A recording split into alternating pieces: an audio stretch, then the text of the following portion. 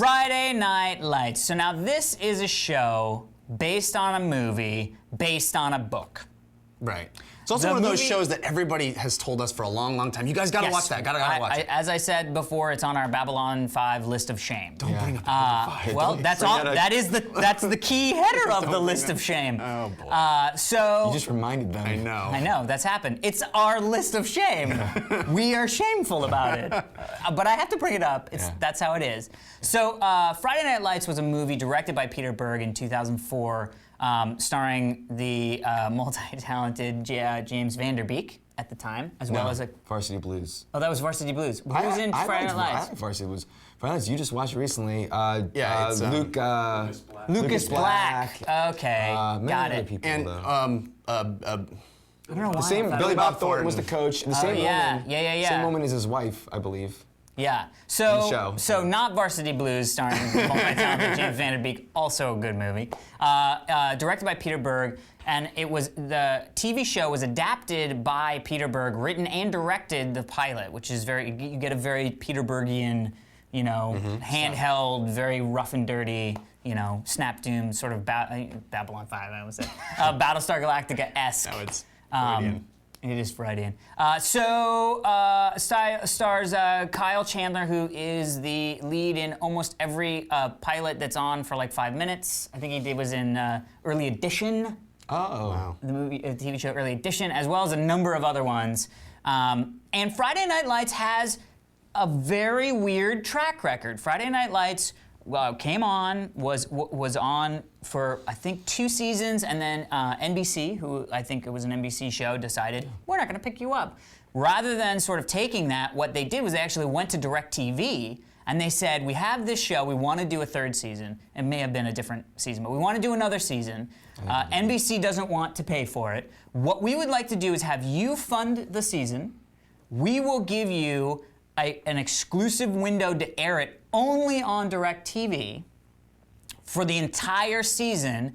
Then we will license it back to NBC at a much less cost for them to show it. No, but this is particularly interesting, but I mean... Are you kidding me? This was extremely interesting to me. Oh, well. That was like... It's not, it has anything to do with what the show's about. No, I know, but for me, this was a big deal because it was the first time that a show was like, you know what? F you, major network. If you're not going to fund us, we are going to go out and get the money to fund ourselves. That's a big deal, in my opinion, for television. Sure. Hopefully it streams on Netflix or on it does Hulu, stream on so Netflix. I can watch it as no longer a DirecTV subscriber. Well, it's also going to be on NBC after that. Right, that's the thing, is it comes out afterwards. Anyway, so Danny found the show. You found the show early. Well, wait, it's something that people have been talking about. Correct, but Dan was I the one listened. What happened was I finally broke down and listened to everyone. So what did you think? Friday Night Lights season 1. Well, I mean, obviously, I haven't watched the whole season. Right. But I watched 2 or 3 episodes at a time. At first, I was telling you guys, everyone loved the show. And at first, I liked the show very much, but I didn't love it. And then a little bit in, about 5 or 6 episodes in, I was like, suddenly, the love switch went on. And I had the feeling that I had with my favorite shows ever, Buffy and Firefly, where my favorite parts of Firefly, I say, are just the dinner table conversations where I just can exist in the room with these people. And that's what happened, is that I started to care so much about these characters that I just loved being around them. And I think Kyle Chandler as the coach is the best coach of anything, best portrayal of a coach. Not better than, I can't even, I'm such a freaking dork that I can't even name a cool coach. No, you mean a real guy. Like the guy in Rudy who he always quotes in Rudy. Anyway, I think it's the best portrayal of a coach of any movie, any TV show. Right. Vince Lombardi is who you're talking about? Vince Lombardi, yeah.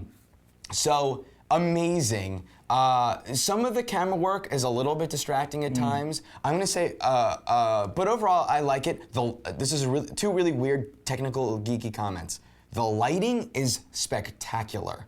I think the camera work that gives it this naturalistic feel is what people take away from it, but the lighting is, no other show is lit this way. Right. Also, the blocking. Very weird for me to say, I know. the blocking, how the scene is staged. There's moments where, and this could totally be written where they're playing, the father and daughter playing ping pong together. There's a moment where two people are on wheelchair, and he's trying to get through, and the scene takes place as the guy is sort of blocking him on this wheelchair. Right. I can't imagine any other show, a scene played out that way. Yeah. So minimal, which is what the doc-style thing is, and what was established in the movie, is that such small glimpses of moments that say bigger things. I love this show. Love it. What did you think, Jeff? This show comes along at a really, really perfect time for me because I'm getting really amped about the football season coming up, and I watched. We decided we were gonna watch this about a week ago. Yeah. I've seen the first 2 seasons. Whoa! I know I saw him Holy pop on shit. his Netflix watch now, and I was like, still watching. I adore this show, and it doesn't rank up there with my, the Shield, best show ever, and like the Sopranos and 6 Feet Under. The ideas of those shows, the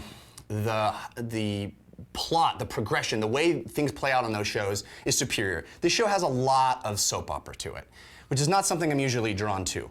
But as you said, I have never, ever felt more affection for a show or for the characters in that show. I genuinely care about these people, and I feel about them like they are people. Yeah. It's like watching my stories. This last week, I have been watching my stories every day, and I've watched like 6 or 7 episodes in a chunk. 3 things that make this show great, not good, great. 3 things, and maybe I'll be a little spoilery if you haven't seen even the pilot, okay? The first is Jason Street. The Jason Street storyline, which, spoiler alert, in the pilot, You have to say it? I have to say it, but Okay. I gave a spoiler. All right. The pilot, and I didn't know going in. What I thought was going to happen, the movie? Is that, I thought, oh, this really cool thing. It's kind of like the first episode of The Shield, where you have this character that's set up like is going to be a lead and then isn't going to be in the rest of the show. But no, he gets paralyzed, and we see the best portrayal of that plight I have ever seen in any mainstream media. The nuance and the honesty with which they show someone dealing with a disability is absolutely inspiring. The second is Landry Clark. My boy, Landry Clark. Awesome, awesome character. The actor who plays it is phenomenal. He's in his own John Hughes movie in the 2nd season. He really comes into his own in the 2nd season. Love, love, love that guy.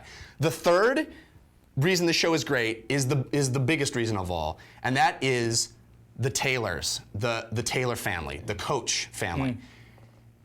It is, I would have to say, if not the best, one of the best portrayals of a marriage and a family ever. Yeah. These are people that are good people that love each other. Yes, they have fights, but the way that dynamic of that family trying to raise a teenage daughter, which is hard, the way that is dramatized is the best portrayal, maybe since the Huxtables, the best portrayal of a marriage I have ever seen on television. Yeah, it's a great TV show. I mean, I'm about 6 episodes in. That's right season where it 1. happens. And that's right where it happens. Yeah, and I agree with all this stuff. I think you're right that the camera work can get a little distracting, and the characters stuff. I mean, it's some great. Wait until season 2. Season So 2, it's a watch it. lot less about football and more about the people. I want to say too, Quickly. but you're right about the family in that it has the same positivity to dealing with issues, but in a very real way, not in a Exactly.